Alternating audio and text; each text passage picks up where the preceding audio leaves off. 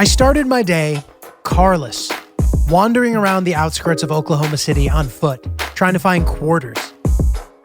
If you had told me this is where I would be in the middle of my road trip a couple weeks before I started, I might have considered canceling. But I made it work, and I survived. And that's the whole point of an adventure, right? I'm Giulio Gallerati, and this is Pack Light Season 1, a COVID-friendly road trip. You really notice the little things when you spend enough time alone, and I intend to walk you through every little detail of the trip. These are my free-flowing thoughts as I drive around the country. At the end of the episode, there are more details about where to find pictures, links to music, and some other cool stuff. So sit back, relax, and enjoy the ride.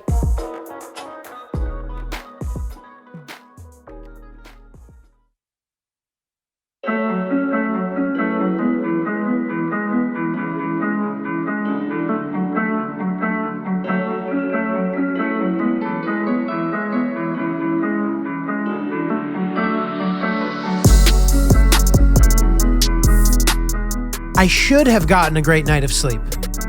The room was beautiful, with a great view, and finally wasn't next to any loud people or babies. But the catch?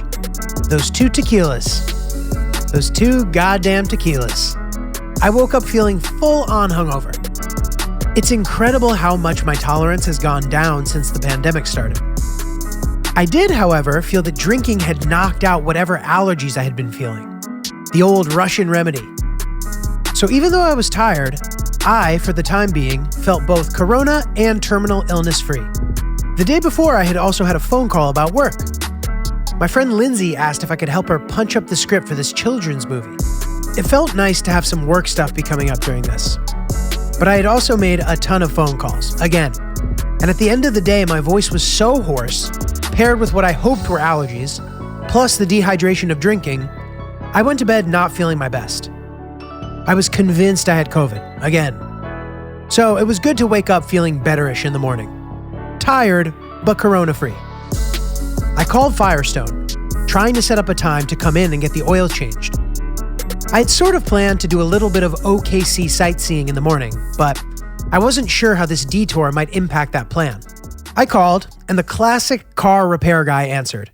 He said, "Come on over, get in line."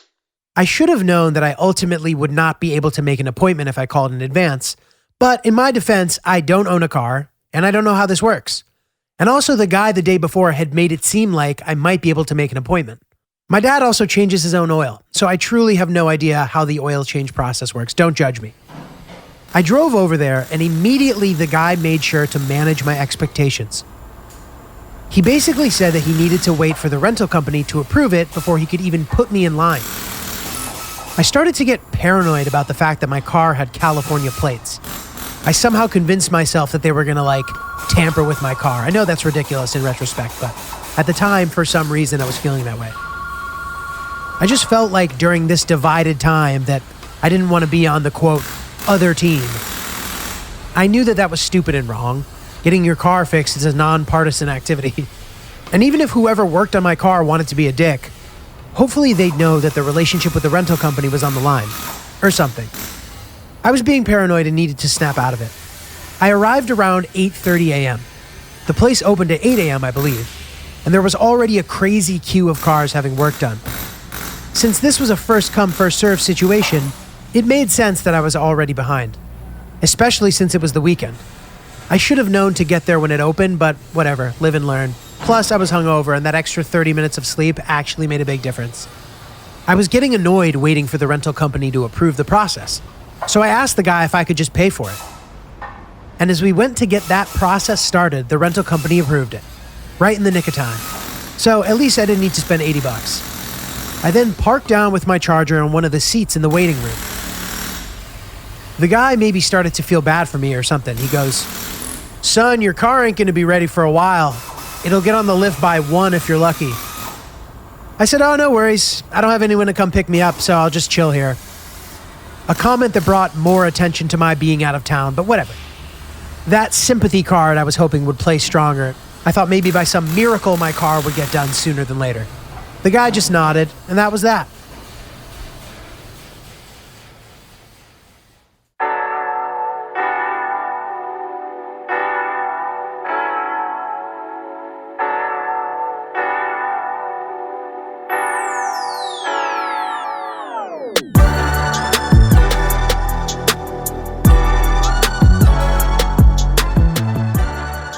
I had reached the point in the trip where I needed to do some laundry, and the hotel that I had booked for tonight was A, in the middle of nowhere, which I'll explain more about soon, but B, it also had laundry machines.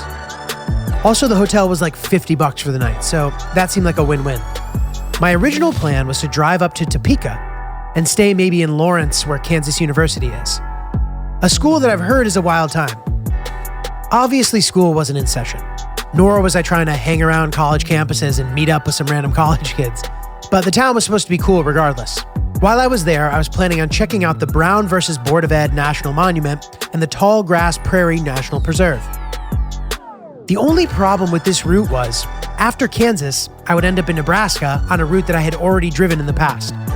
Up through Sioux City, where I was planning to stay the following night, and then driving across South Dakota to the Badlands area.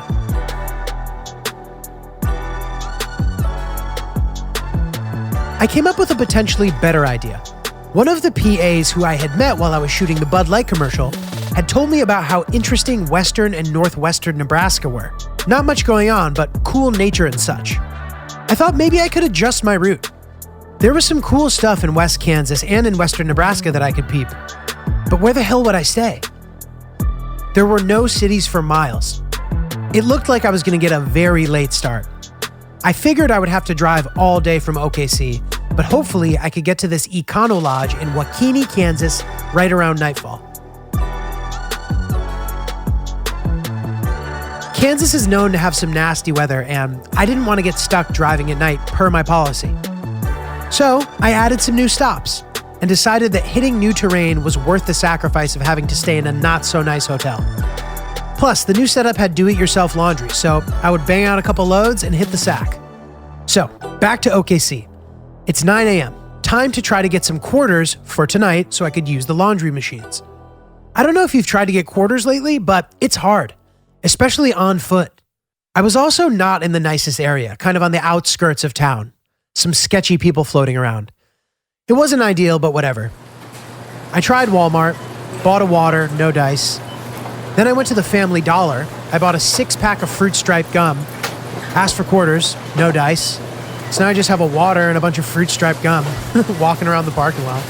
Finally, at 7-Eleven, they were willing to give me some, and I felt like I had actually accomplished something.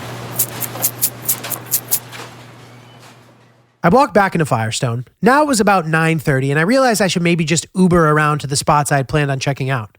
It was worth the whatever, $20-$30 it was going to cost.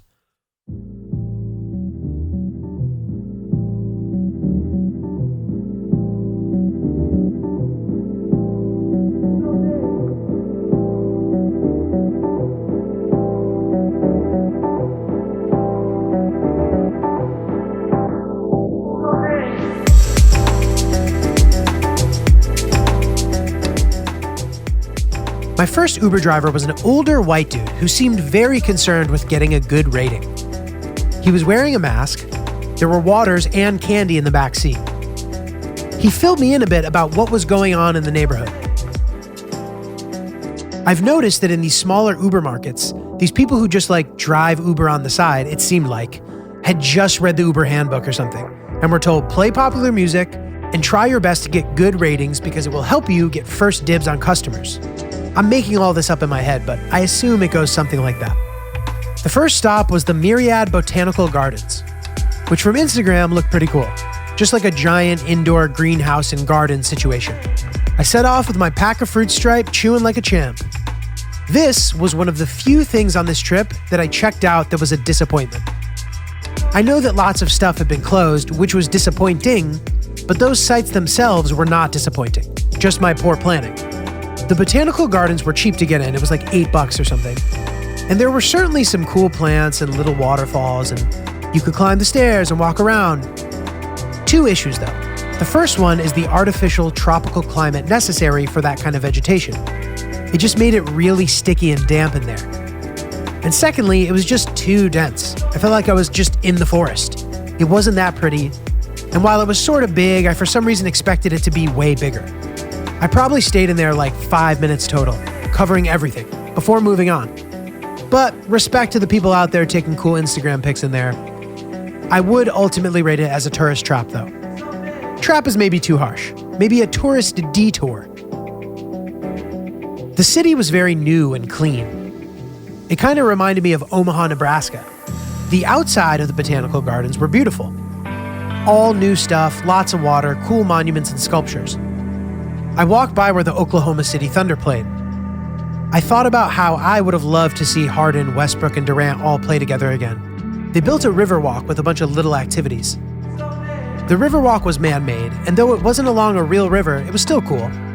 At this point, I've become pretty good at scoping out the types of attractions that I'm interested in, and I don't always love this type of situation.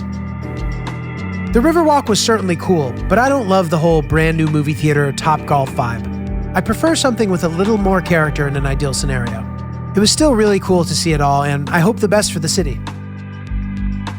Outside of one of the hotels, I saw a bison statue where the bison was wearing a mask. I appreciated that, and of course found it clever. I also was excited to tell all my friends from home that people here were aware of what was going on. I think in New York, we assume that all red states are the same. The way people from red states must assume that all liberals are the same. I think breaking those barriers and trying to understand nuance and where people are coming from is an important way to meet in the middle someday. I was thinking how all people should be required to do this kind of road trip to see that people aren't that bad anywhere. Or you should be required to spend Thanksgiving with a randomly assigned family from somewhere else in the country. I really think that that would make people see the good in each other. I know that this all maybe sounds a little silly, but I'm trying to prove a point. Just because I was in a red state like Oklahoma doesn't mean people aren't concerned, wearing masks, and trying their best to cope with the virus.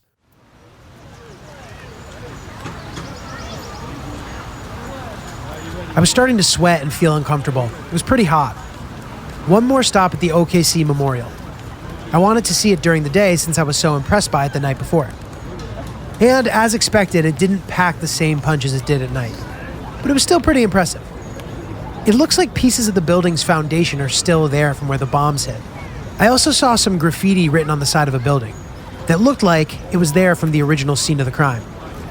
Like some profound graffiti that they just left there. It reads, quote, Team 5 for 1995. We search for the truth. We seek justice. The courts require it. The victims cry for it, and God demands it. Pretty powerful stuff. I was happy that I didn't have to force myself to go into the museum, since it was a pandemic, and being inside that kind of enclosed space seemed irresponsible. It was 11-ish, and I decided I would try to grab some lunch. I found one of those urban space spots, which in my mind is the classic thing that they're super excited about in smaller markets, where they're new. In New York City, I feel like we take them for granted. It's basically a collection of small, hip restaurants, all in the same upper-scale food court type of situation. I decided I would get a burger. They required a temperature check just to enter the building. It was the first time I had ever encountered that. Lots of COVID measure first for me in OKC. I always felt like the temperature check was a lame measure, especially if, like they said, lots of people were asymptomatic. But I respected the effort. A good first step for sure. But only some people were wearing masks, and it just seems like the mask thing is the only thing that works. So I just don't get why people don't wear them. I mean, I'm no expert, but now that we are where we are, like, hello, should have been obvious then too, but again, some people were wearing them. I originally was in the mood for a poke bowl, but I very quickly realized that non-coastal poke bowl situations probably weren't great. And no offense to the establishment, but they didn't look all that good on the menu. I don't even think they were making them with fish, in fact. The burger that I ended up getting from Local Homa was delicious. I got a single with cheese with some delicious jalapeno coleslaw. A solid meal.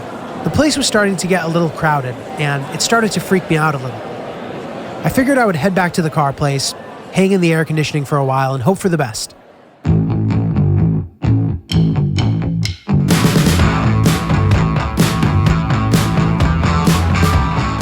The Uber driver who picked me up was a real character. He looked like one of those guys who didn't say much, but like when he did, it was worth listening to, you know? And he also looked like he had combat training and experience. He picked me up in a pickup truck, and he was in charge of the radio. I actually watched him go, when the hip-hop station came on, and he immediately changed the station. The Besides that, he didn't say a word the whole ride. And when he finally dropped me off, I said, "Have a good day." And he, in a very sprightly but manly fashion, goes, "All right, you too." This was just not the Uber driver that I was used to, but I appreciated his demeanor, even though I was afraid to answer phone calls in the car because I didn't want to disturb him. Plus, I shouldn't be talking anyway. I should be resting my pipes. I thought about how it must be good to have that kind of presence in life. The presence where people are like scared to do shit around you. I don't know. I feel like it must help. I don't think that I have that kind of personality. I arrived back at Firestone around 12:30, and to my amazement, my car was up on the lift. Massive development. I was back on the road by 1:30, and I almost got a smile out of the Firestone guy with my excitement for my car being done. I might even make it to my destinations today.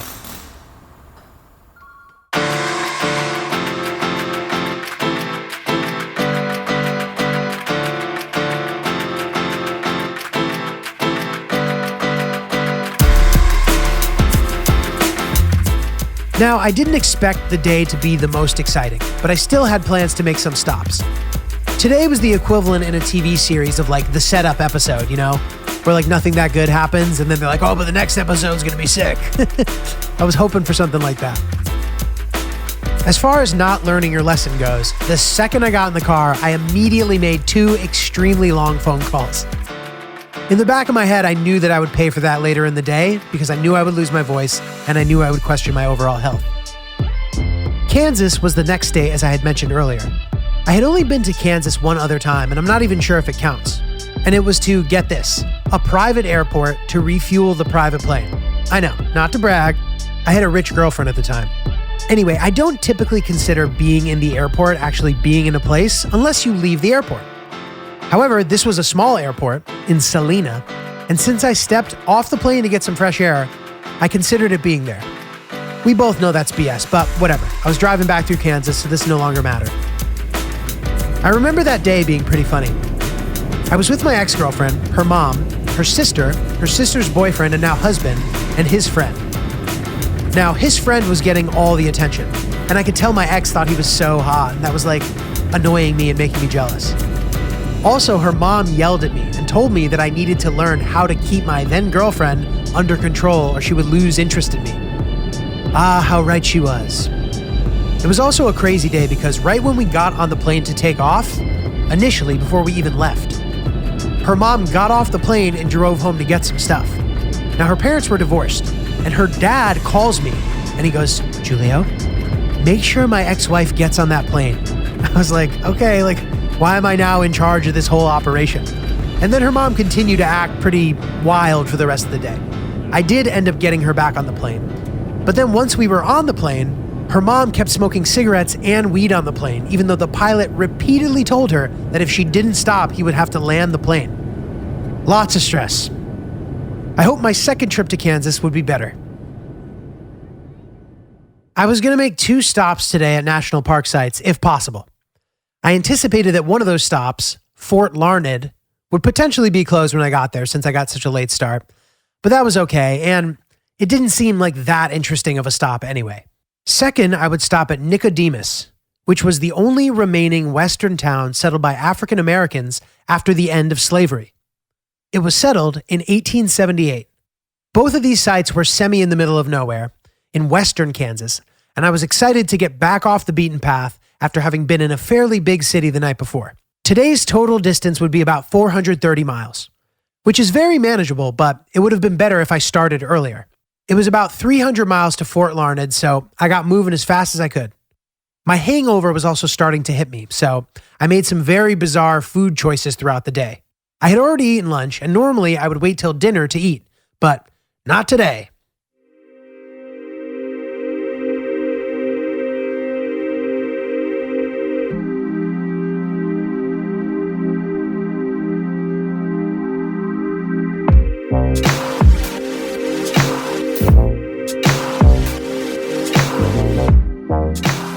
I stopped in the Wichita area to use the bathroom and to grab a coffee and a snack, 2 things I needed. The coffee the day before didn't affect my digestive health too negatively, so I figured it was a low-risk move. I stopped in a supermarket that had a Starbucks inside it. I gotta be honest, and not to be rude, but inside this supermarket was the highest concentration of obese people that I had ever seen in my entire life. Literally every direction that I turned in, there were just people on scooters or people who were just gigantic. And like scooters because they were so big that they couldn't walk. I wondered if it had anything to do with the local culture or something. I for some reason decided in my hungover state that a special eel roll from the sushi bar section would be a good idea. The eel sauce literally felt like Jell-O. It was disgusting. I proceeded to eat the entire roll in the parking lot with my hands. And as the pieces of the overly refrigerated roll deteriorated and broke down, it forced me to hold it with my palms as well as my fingertips. When I was done, I had to go back inside to wash my hands off in the bathroom. It was truly vile. Ordering coffee was interesting too. I was talking to my buddy Alex on the phone about cryptocurrency, but I had to hang up to deal with what had unfolded. I ordered a coffee with soy milk, pretty straightforward. I used to get almond milk, but due to Hillary's nut allergy, I had changed that routine. Anyway, when I got my coffee, it looked like there was feta cheese crumble on the bottom of my cup, like blocks of white stuff. Not what soy milk should look like. I asked the girl about it, trying to be polite. She said, Yeah, you got soy. I said, yeah, I order soy all the time, and this is not what it looks like. She said, She started scratching her head, and she goes, To be honest, sorry, I've never actually poured soy before. That was crazy to me. Like, I'm used to non-dairy milk having a reasonable presence, and it was just crazy to be in a place where regular milk was still fully dominant. I later read a study that a third of adults in Wichita were obese.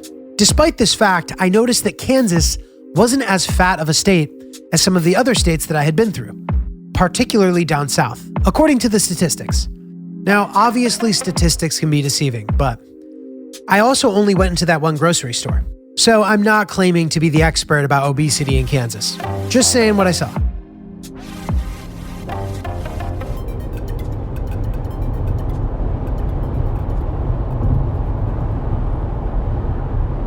Between there and Fort Larned, and for the rest of the day, the route was dominated by farmland. Beautiful farmland, but farmland. Wheat fields for miles, bright blue sky. I was starting to not feel so hot. Maybe it was fatigue or allergies or hangover or COVID or terminal illness, but at this point, I'd gone to bed feeling shitty and woke up feeling okay so many times that I tried to ignore it. I could also barely see through my windshield at this point. All the miles and all the bugs that had exploded on my windshield finally becoming a major obstruction to visibility.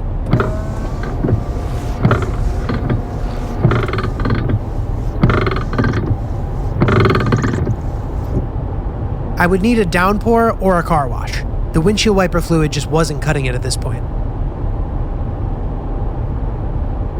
I noticed some crazy farm equipment driving down the main roads. Mind you, I was mostly on smaller roads. I wouldn't be driving on any major highways for a while. These modern farm tractor machine harvesting thingies were crazy. It almost looked like a giant alien spacecraft.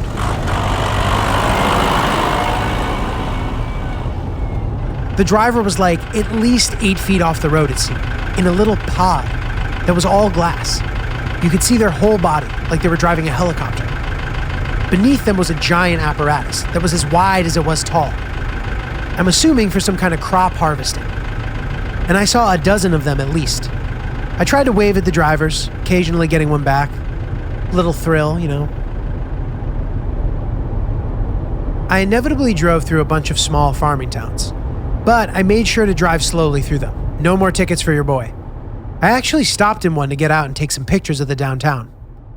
A man started to briskly approach my car. This was kind of stressful. He comes right up to my window and then motions for me to roll down my window, kind of aggressively. I did so cautiously. He then says, "Hey, you need help with something?" Not in a suspicious way. He was just really nice and enthusiastic. I forgot that people in small towns are helpful and nice, and they notice you. It's definitely one of the main appeals to small town living. I didn't need his help, but I asked him how to get to Fort Larned anyway, I guess to humor him. I knew it was closed. I thought maybe I could get a picture from the road or something, but it was nice of him to help.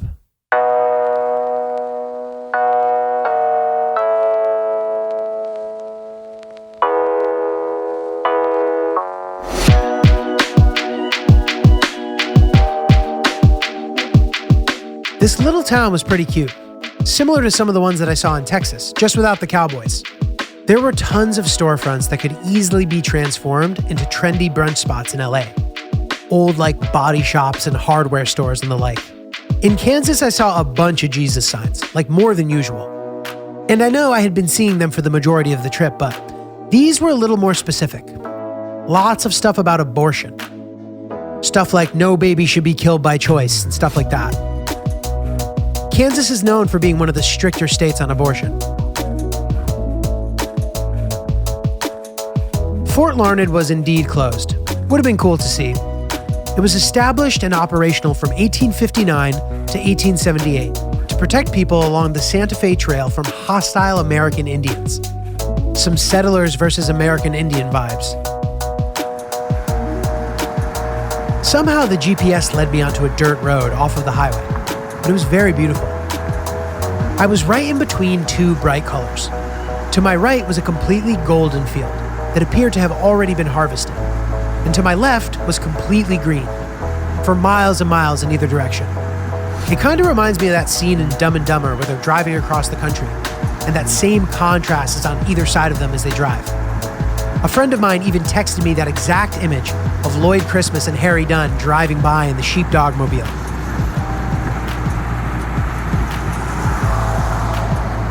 I was in Trump country for sure. I know that Kansas is historically a pretty conservative state.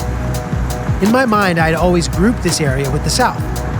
And although they seem to share political sentiments and such, they're definitely not the same. Is Kansas even the South? No, right? Regardless, I saw the most impressive Trump shrine yet.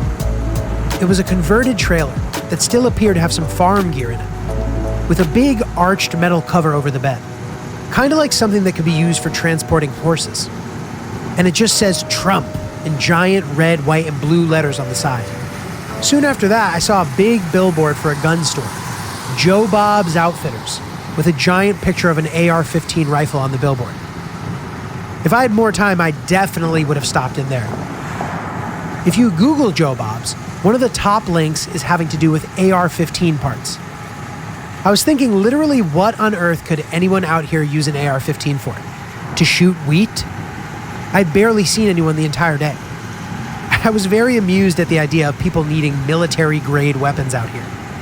Now, every time I would post something about Trump on my story, my old tennis friend Gustavo would reply, MAGA. I really like Gustavo, but he was an immigrant from Venezuela, and it seemed ridiculous to me that he had become a Trump supporter.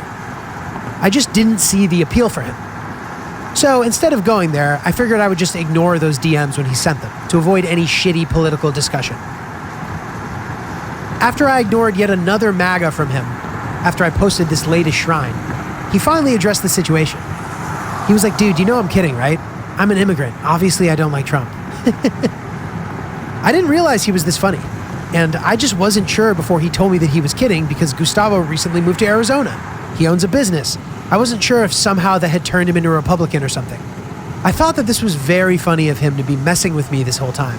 Gustavo also kicked my ass in the quarterfinals of the state individual tournament my junior year of high school. So let's not forget that. Not that that matters, but you always remember your losses.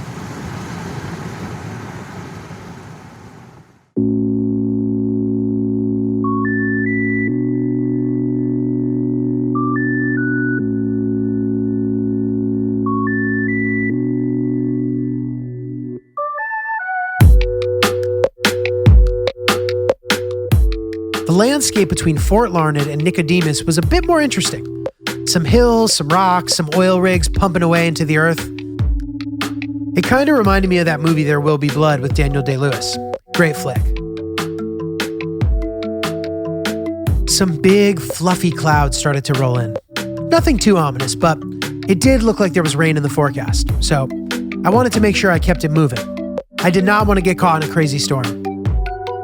I arrived to Nicodemus at 8 p.m. This little town was truly in the middle of nowhere, and there were some current residents living among the historical buildings, and I couldn't tell if the historical buildings were active or not. This little town had a lot of character and was so off the beaten path that I was officially happy I had changed my route. Nicodemus in Latin means victory for the people. Love a nice triumphant title. And given that people had settled here as free people for the first time in their lives, it must have felt victorious indeed. The Homestead Act of 1862 gave an incentive for people to move west. They would give you a 160-acre plot, and if you worked it and developed it for 5 years, you could purchase it. There was an extra appeal to moving out west for African Americans as it offered them an opportunity to move out of the South. I'm not sure that worked out as well as they might have hoped, but it's cool that some of the communities they established still exist to this day. In fact, during the last weekend of July, descendants of the founders, as well as former residents, returned to the town for celebrations and parades, which I wished I could be around for. This idea brought me back to 1619, which I had listened to a few days earlier.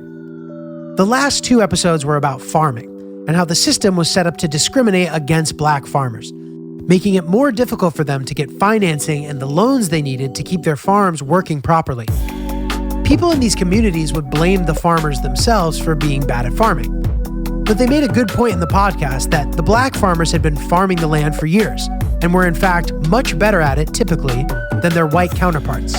This was pretty eye-opening for me to learn about the nuances of institutional racism, and I'm sure that tale echoed out here in farming country as well.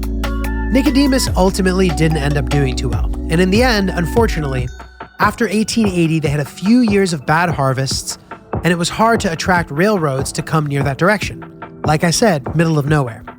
So, the town ended up staying pretty small, relatively speaking.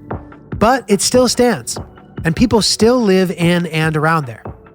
In fact, their most notable alum, football player Verrill Switzer, after playing All-American football at Kansas State, serving as an Air Force veteran, and then playing for the Green Bay Packers, ended up moving back to Nicodemus, farming over 800 acres of land and starting a flower plant there.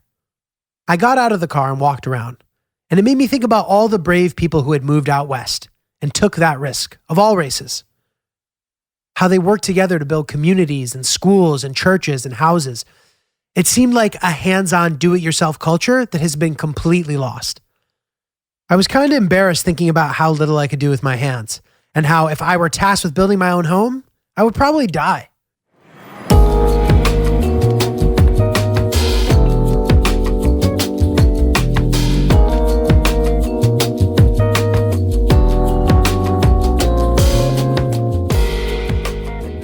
The historic site consists of 5 buildings that still stand from the original settlement, and they're all scattered amongst the other buildings. The buildings are Township Hall, which is now home to a temporary visitor center, the African Methodist Episcopal Church, the First Baptist Church, the St. Francis Hotel, and the Nicodemus School District No. 1 schoolhouse. The entire community can't be wider and deeper than a few city blocks. I was happy to have seen it.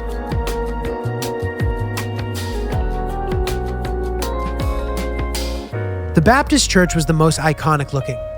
All white facade that was a little stained with a black shingled roof, just smack dab in the middle of a solitary flat plain. With a different and creepier story, I would have been creeped out. But it was so quiet and so peaceful. I took a second to close my eyes and to breathe in the fresh air. Okay, moment over, let's keep it moving. I was about 40 miles away from the hotel and needed to get cracking. Those skies were getting dark. So, update. At this point in the day, I am not feeling my best. I'm feeling the worst that I've felt so far on this trip. The hangover definitely didn't help, but I somehow convinced myself that maybe drinking a little will help. I'm not sure how I drew that conclusion, maybe like a hair of the dog situation, but I went and I bought a beer from a gas station. I ended up barely drinking any of it. I took some allergy medicine, hoping that, per usual, I would wake up feeling better. The allergy symptoms were getting kind of intense. I attributed this to being in a new region that was currently going through its allergy season. I hadn't eaten dinner, but tonight would be another Subway night. One of my pet peeves is when there's one person working at Subway, and the person in front of me orders 3 sandwiches. They sit there making the 3 sandwiches, squirting that disgusting tube of mayonnaise everywhere. God forbid the person ordering 3 sandwiches got something healthy. And then as they're finishing up and ringing the other person up, another employee randomly comes out of the back, who had been there the whole time. So not only was I sitting in line watching these gross sandwiches being made, but there was another person there the whole time who could have been helping me. Anyway, I got what I had been getting. Turkey, wheat, all the veggies, mustard, and it was subpar per usual. I arrived at my hotel. Let us not forget to reiterate the point that this hotel, the Econo Lodge in Waukene, Kansas, was very sketch. No offense to the lovely owner.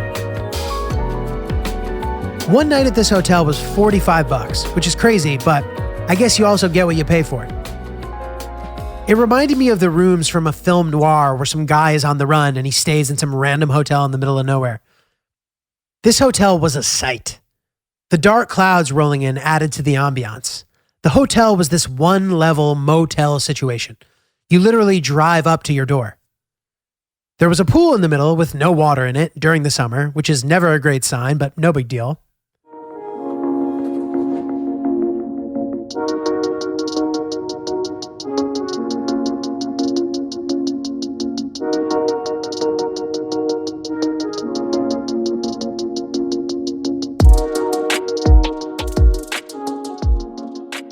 The rooms themselves were legit scary though.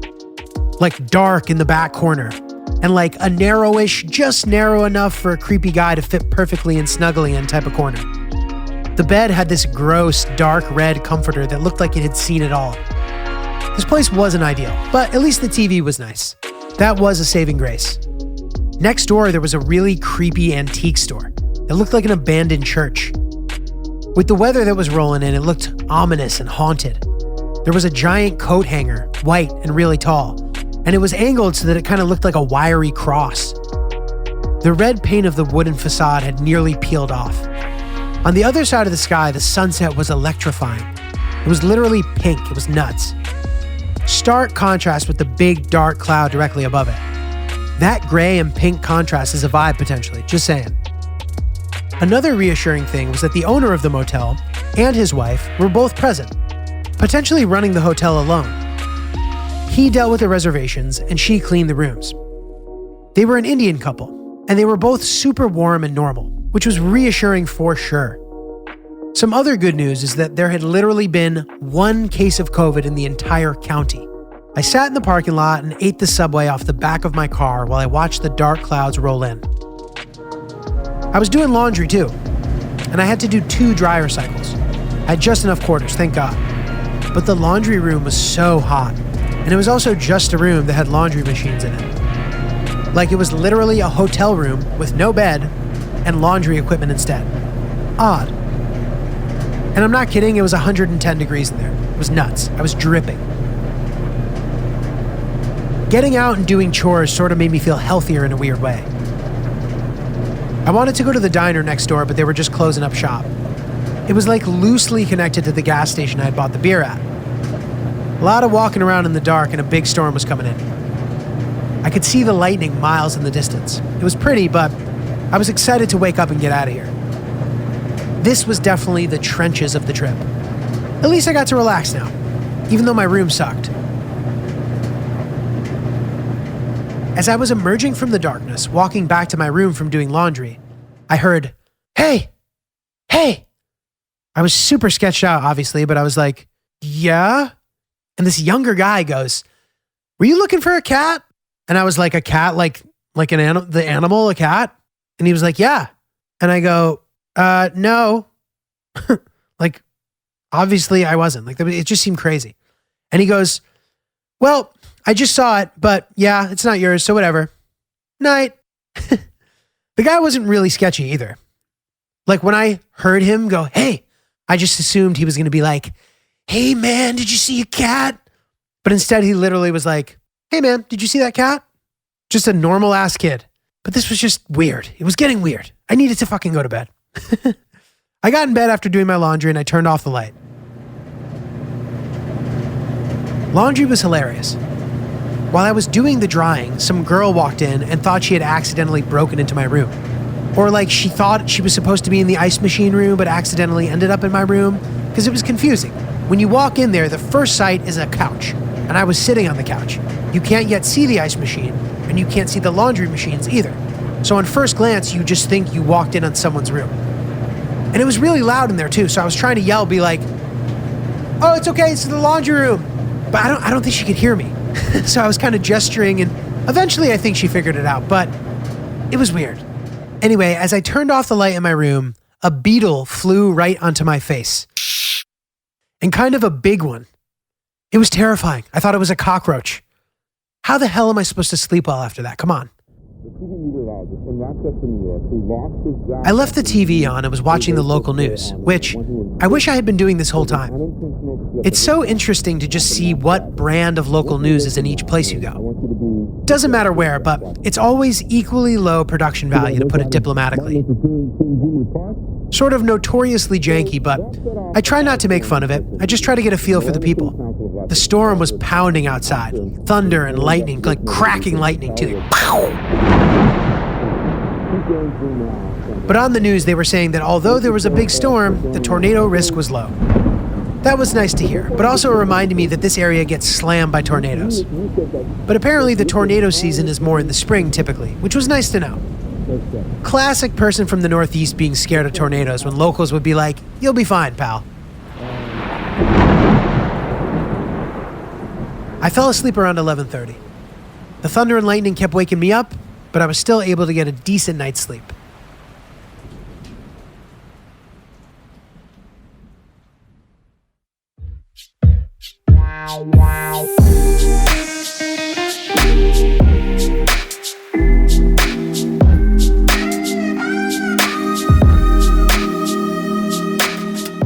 On the next episode of Pack Light, I drive by familiar and notorious territory that resulted in multiple criminal charges. I have another run-in with law enforcement, and I continue to push north towards what I consider to be the most beautiful part of the country. Check out my YouTube channel for the entire episode, along with a, you guessed it, soothing visual accompaniment. And check out the Instagram, at PackLightPics, for some videos and pictures of the stuff from the episode, and also for a checklist of all the stops that I made if you want to try to do a similar trip yourself. There's a link to my playlist in the episode description as well. Message me on my Instagram, at NotJulio. That's NOTJULIO. And let me know your thoughts and suggestions. Anything you have to say, really. I'd love to hear from you. Thanks for taking the time to listen, and I'll see you next time.